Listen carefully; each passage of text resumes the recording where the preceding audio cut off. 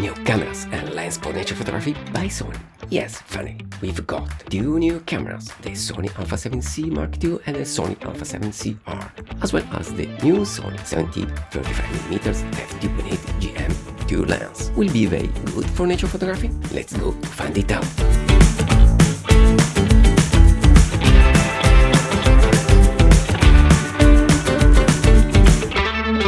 Okay, my friend, with these new entries, we've got new possibilities to choose the best gear for our passion.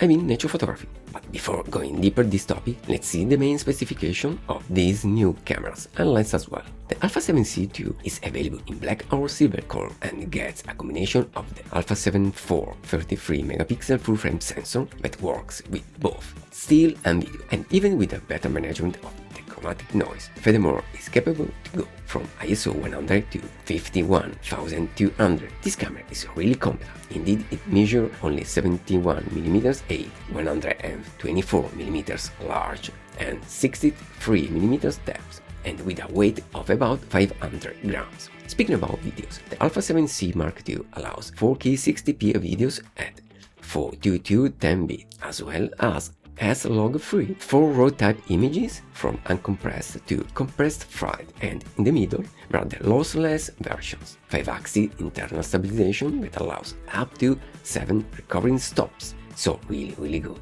Sony includes weather sealing on its full-frame cameras as a rule. Although the A7CR Mark II doesn't have any IP rating, it does include dust and splash protection, as well as a magnesium alloy chassis. The A7CR offers better ergonomics than the original thanks to a new front control dial, and uses a vari-angle display, which has become the standard choice for hybrid cameras. The 3-inch screen is pretty visible outdoors, even though it's back to the competitor like the Canon R6 Mark II and the Nikon Z6 Mark II that have the sharper displays. Even the viewfinder isn't competitive either, but it's an upgrade versus the one of the original A7CII with 0.70 magnification, 2.4 million dot resolution, and a selectable 60 or 120 fps refresh rate. It presents a clear, bright image to the eye. The bad things of this camera are a single card slot and a mechanical shutter with some limitation. This camera looks like the A7CII, but under the bonnet there is the 60-megapixel sensor and AI assistant autofocus system from the Sony Alpha 7R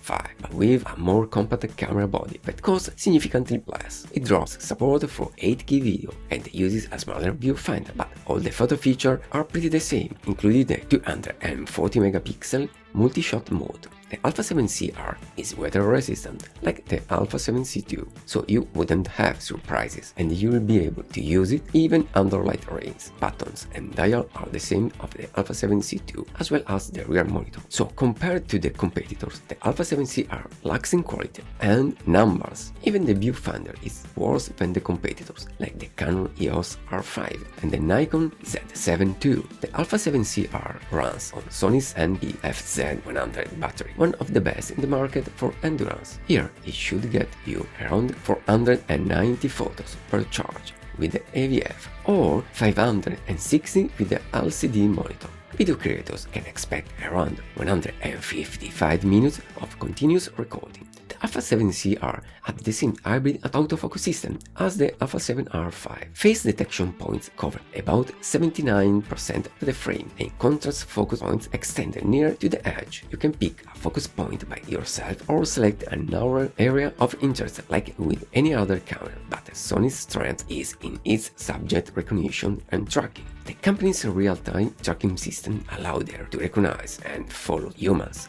animals, birds, insects, car, trains, and airplanes. So a lot of different subjects. The A7CR is not as fast as we would like. Indeed, the without speed doesn't allow to freeze subject in motion without some distortion. For bursts, the A7CR does up to 8 fps mechanical or 7 fps electronic with tracking and exposure. So if you need action, it should be better to look at other cameras. Like the A7CII, a bad thing of this camera is the single card slot. But you know, in a small and compact body, you can't have everything. The first thing you notice with this lens is the size. It's smaller and lighter than the old one, with better performance. The newest Sony A7 35mm f2.8 GM2 answers the call for all creators who want the highest performance lens in the lightest body. This lens has a new optical design that effectively arranges the extremely high surface precision XA lens, which achieves high resolution with a maximum aperture of 2.8 over the entire zoom lens. Furthermore, the lens included the latest XD linear motors that effectively work on high-speed drive. It achieves quite autofocus that is suitable for both still images and movies, and is up to twice as fast as conventional models. So, after these numbers, what about a good comparison? Well, the Alpha 7C Mark II and the Alpha 7C have the same size, but the Alpha 7C is slightly lighter. Of course, there are differences between these two cameras that you can watch on the screen, like sensor resolution, image processor, in-body stabilization, continuous shooting, better the Alpha 7C, autofocus subject detection and autofocus points, as well as consider video-specific features. In general, the new Alpha 7C II is almost always better than the Alpha 7C. The Sony Alpha 7CR is new and can be compared with a previous model, maybe only with the bigger Alpha 7R Mark V. The Sony 35mm f2.8 GM2 lens is slightly smaller and lighter than the GM1 version. However, the GM2 has better optical and autofocus performance, having an improved optical scheme, as well as the 4 XD linear motors. Furthermore, there's the aperture ring that there isn't in the GM1 lens. Okay, to be honest, I expected more from this new stuff. Yes, we've got the new sensor,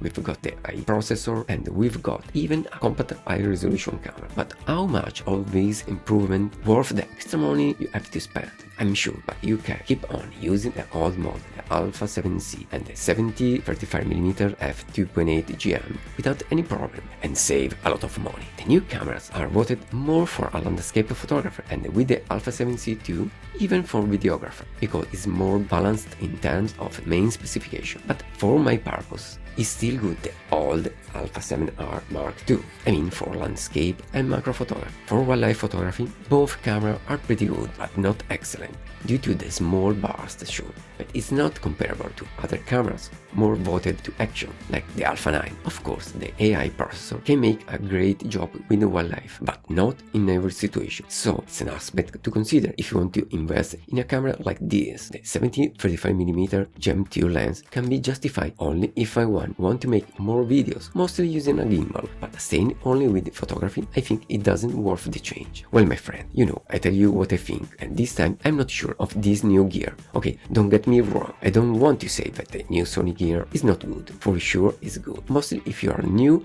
with this kind of gear, and if you haven't got an old camera or less like that. So in a situation like that, you might consider these new cameras as well, being aware that they are voted to a more static photography, like landscape and landscape, but not so much for wildlife photography. Furthermore, prices are getting bigger, and this doesn't help many people that look at their pockets with great attention. Let me know what you think about this new stuff, writing in the comment section below. In the meantime, take care, see you next time, bye bye.